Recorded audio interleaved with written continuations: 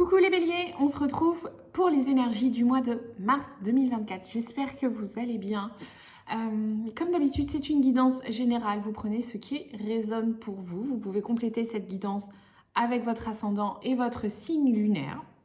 Il est normal aussi que des fois ça vous parle beaucoup plus. Il n'y a pas de souci avec ça. J'aime bien changer tous les mois ma façon de vous tirer les cartes.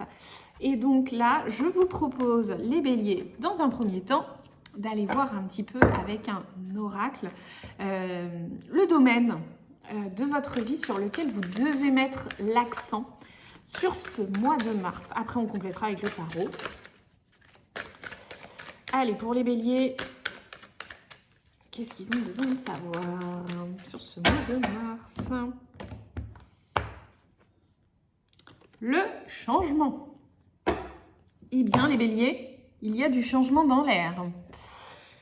C'est une très très jolie carte. On voit qu'il y a un changement qui s'opère, ou un changement qui va s'opérer et qui vous fait passer d'un côté un peu sombre à un côté beaucoup plus lumineux. On voit que cette porte, elle est ouverte et qu'elle vous appelle et vous fait sortir peut-être un petit peu du train-train quotidien. Ça fait très métro, boulot, dodo. Et qui vous amène vers un changement beaucoup plus, j'allais dire ensoleillé, mais beaucoup plus agréable, les béliers. Il y a vraiment quelque chose de l'ordre de... il y a quelque chose de sympa qui s'opère, mais cependant, j'ai quand même du travail à faire parce que ce changement ne va pas se faire tout seul, bien sûr, hein. C'est une carte en plus 14, ce qui fait 5 en numérologie. Et c'est aussi le chiffre du mouvement. Le 5, c'est le mouvement, le changement, les déménagements, les choses qui bougent. Et donc là, pour le coup, les béliers, sur ce mois de mars, les choses vont bouger, le changement va s'opérer. Il y a un petit peu ce côté, soyez prêts à sortir de votre zone de confort. Allez, on va aller voir avec le tarot, l'énergie générale de votre mois, le défi apporté par ce mois et le conseil. Alors, j'ai une carte qui a sauté, hop, je la mets de côté pour vous. Ok, allez, on va aller voir donc l'énergie générale de ce mois, le défi et le conseil. Et je vais garder la carte qui a sauté là.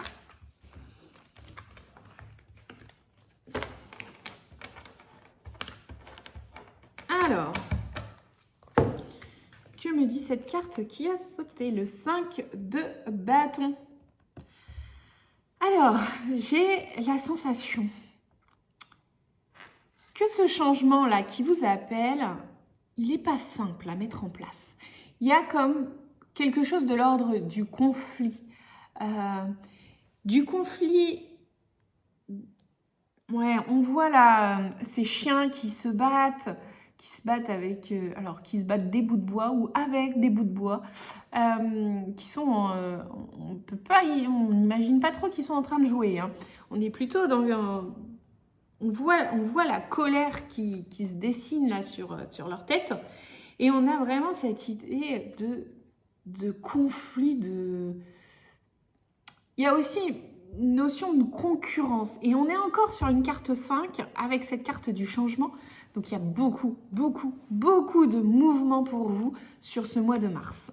Alors, l'énergie générale, le 4 de Pentacle. Il y a quelque chose de l'ordre d'avoir peur de manquer. Le 4 de Pentacle, on le voit là, ce personnage, il tient ses pentacles, il les met en sécurité, et il y a quelque chose de l'ordre d'avoir peur de manquer, d'être concentré sur le manque. Et donc si je l'associe en fait à ces changements, à ces conflits, pour moi c'est, vous savez que vous devez changer, évoluer, mais en fait vous êtes tellement raccroché à ce que vous allez potentiellement perdre que vous n'arrivez pas à passer le cap. Et en fait, sur ce mois de mars là, vous êtes focalisé sur ce que vous pourriez perdre au lieu de ce que vous pourriez gagner. Et vous êtes focalisé aussi sur tout ce qui pourrait vous manquer ou tout ce qui va vous manquer si vous changez. Alors, le Le défi, la grande prêtresse.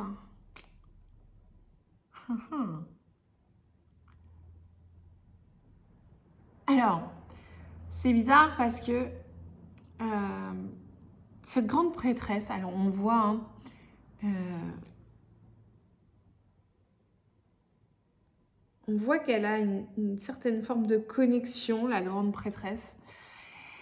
Le défi, c'est, pour moi, c'est de réussir à suivre votre intuition, votre ressenti, vos émotions. De réussir à suivre ce qui vous fait envie. Ce pourquoi vous avez envie de changer. Ce qui vous fait avoir envie de changer, en fait. Vous savez, là, cette sensation au plus profond de vous qui vous persuade que c'est le moment, que vous avez envie de ça, que vous avez besoin de ça et que c'est justement en ce moment qu'il faut y aller, qu'il faut le faire. Cette grande prêtresse, elle, je ne sais pas pourquoi elle m'a fait penser à ça. Elle me fait penser à cette idée de vouloir un enfant et de se dire en fait que c'est jamais le bon moment pour avoir un enfant parce qu'il y a plein de choses qui vont changer. Il y a plein de choses qui peuvent être beaucoup plus difficiles après et il y a plein de choses qu'on va perdre aussi. Puisque avoir un enfant, c'est passer cette étape supérieure où on se dit il y a une personne qui va avoir besoin de nous quotidiennement, constamment, surtout au début. Et on va perdre une certaine forme de liberté, on va avoir beaucoup plus de responsabilités. Et en fait, elle m'a fait penser à ça. Alors, c'est imagé, c'est schématisé pour vous. Ça peut vous parler aussi si vous êtes en désir d'enfant. Clairement, c'est jamais le bon moment. Il n'y a pas de bon moment pour avoir un enfant. Et elle m'a fait penser à ça, à cette idée de j'ai envie mais j'ai peur en fait. Et de passer outre la peur et d'aller vraiment vers cette envie profonde, cette intuition profonde qui vous dit que pour vous, c'est le bon moment. Donc, votre défi, suivre votre intuition, suivre votre instinct. Le conseil, le 8 de bâton. Le 8 de bâton, c'est vas-y, mets de l'énergie, mets de la force, passe à la vitesse supérieure, fonce. Il est temps que tu passes à l'action. Il est temps que tu opères ce changement qui te fait peur. Il est temps, il est temps, il est temps. Le 8 de bâton, c'est vraiment une carte d'énergie, une carte qui bouge. Hein. On voit la puissance sur cette carte, en plus cette énergie feu derrière. Donc on a vraiment cette notion de passage à l'action et que les choses en plus, elles vont vite prendre de la vitesse, vite prendre une dynamique qui leur est propre et qu'il faut être quand même prêt. Mais le conseil là, c'est vraiment vas-y, donne de l'élan à ce que tu veux faire. Allez, je complète avec une carte sympathique, humoristique qui va venir compléter le message général donné par les cartes de tarot pour vous, les béliers, sur ce mois de mars. Allez, les béliers. Non et non. Alors là, elle crie non. Je vous lis le texte. Ton ami te demande si tu peux lui rendre un service et ton oui retentit comme un pare-feu anti-culpabilité. Il est temps d'oser dire un non, car toi seul as le pouvoir de prendre les libertés que tu attends. Ose le non pour valoriser tes oui sans plus te culpabiliser.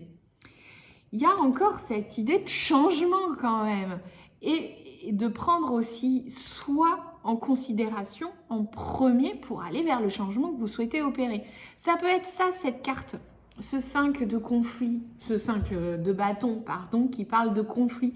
C'est cette idée, en fait, aussi, où vous êtes en conflit avec vous-même parce que vous voulez faire plaisir aux autres et vous oubliez que vous êtes votre priorité et que ce changement ne peut pas se faire sans vous et que vous avez besoin d'opérer ce changement.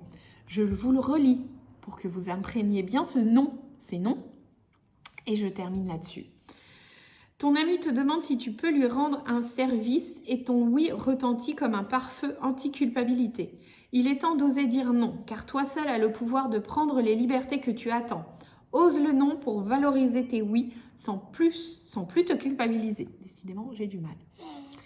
Sur ce, je vous souhaite un très bon mois de mars et je vous retrouve le mois prochain. Bye!